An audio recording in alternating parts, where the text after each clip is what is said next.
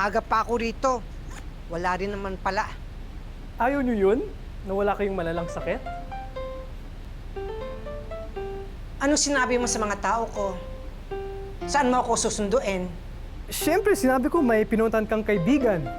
Doon ka nakitulog. So, boyfriend nyo. Ano? Joke lang po. Joke lang. Ikaw ha? Huwag mo akong pinagtitripan. Nakakatikim ka sa akin. Sorry na po. Sorry po. Basta ha, walang pwedeng makaalam kahit sino na na-ospital ako. Itika mo yung bibig mo. Okay po. Halika na.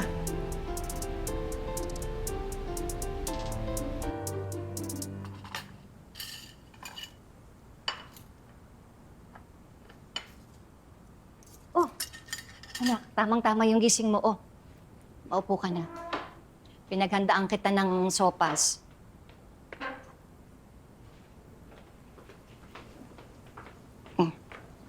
Anak, kain na habang mainit pa. Ayokong kumain. Anak, kailangan mong kumain para mawala na yung hangover mo. Lasing na lasing ka kagabi. Siguro naman alam mo na kung bakit, no? Eh kaya nga hindi na kita sinita. Eh sige na, kainin mo na yan habang mainit. Masarap yan. Ayokong masabi. Makain mo sa pusa for all I care. Eh anak, anong gusto mo? Yung corona. Hindi ko maibibigay sa'yo yun. Dahil hindi ikaw ang nanalo. Pero ito ang maibibigay ko sa'yo. Ang payuhan ka.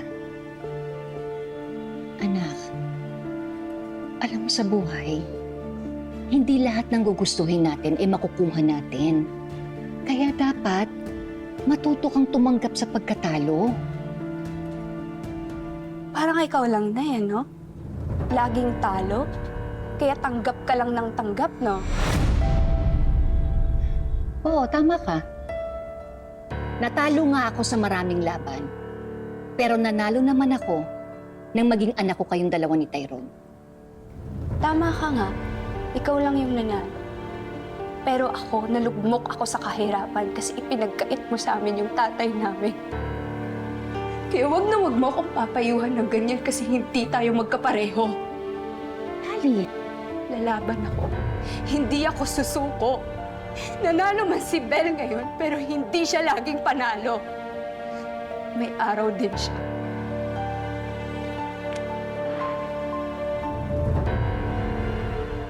Salamat po. Salamat po.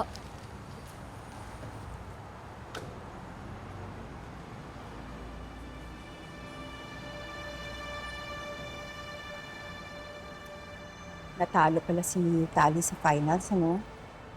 Kawawa naman. Nag-aalala nga ako sa kanya eh.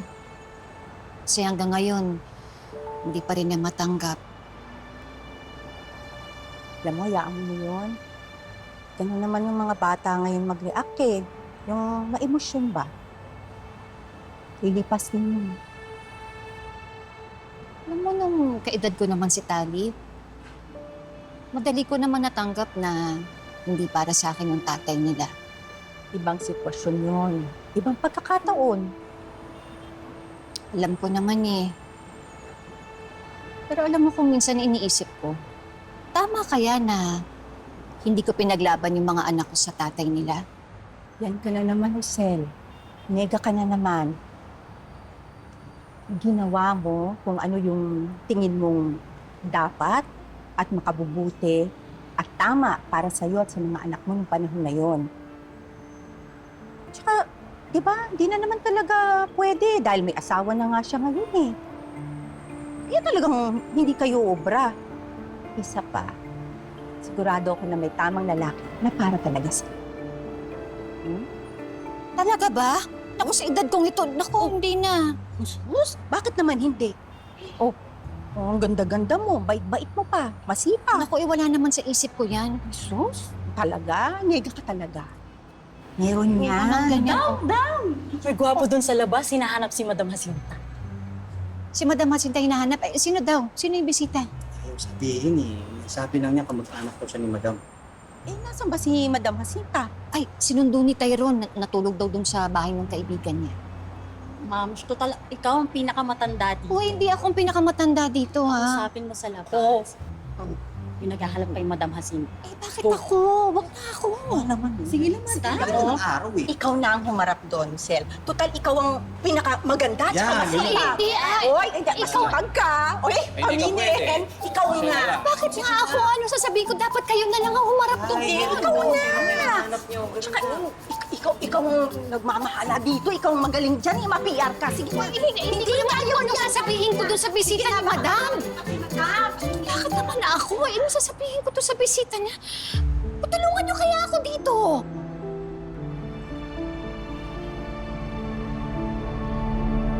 Hoy, abok sa ban.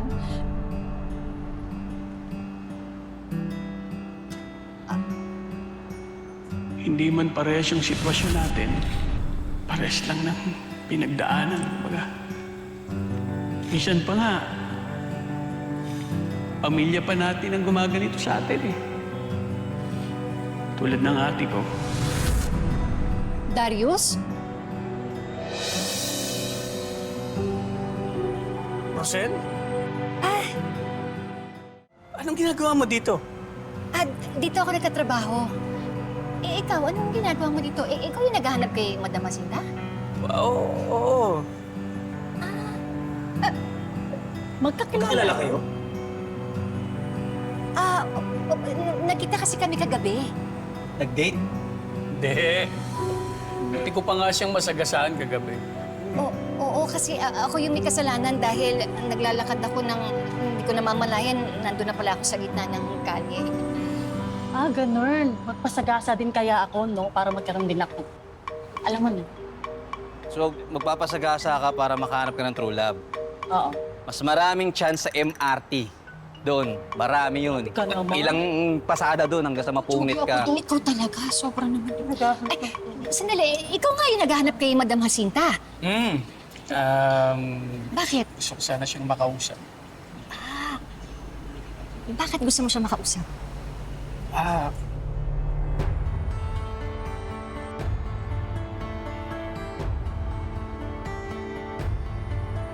Tika mo yung bibig mo, ha?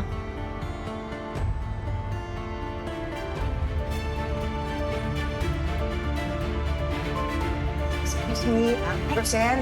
Madam, may bisita po kayo.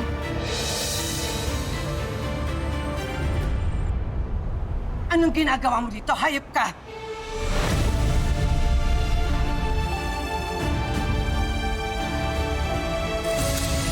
Matagal na akong nagtitiis sa'yo, ha? Pumunta ka ba nung final slide para suportahan ako? Did you even care nung natalo ako? Dahil lang totoo, pinabayaan mo na ako. Hindi ikaw to. Hindi ako sanay ng ganito. Well, welcome to the new me, Chris. Ang dami kasi nating problema sa business natin lately eh. And this is how I am coping. Pwede bang tulungan mo ako? Ano pwede ko maitulong? Sa lahat naman ng Reyna, ikaw lang ang may cheap keychain. Putan, yun naman ang advocacy mo as campus queen, di ba? Taking care of the trash! Isasalba ko ang kampanya mo. Basta alam mo yung gusto ko. I want better.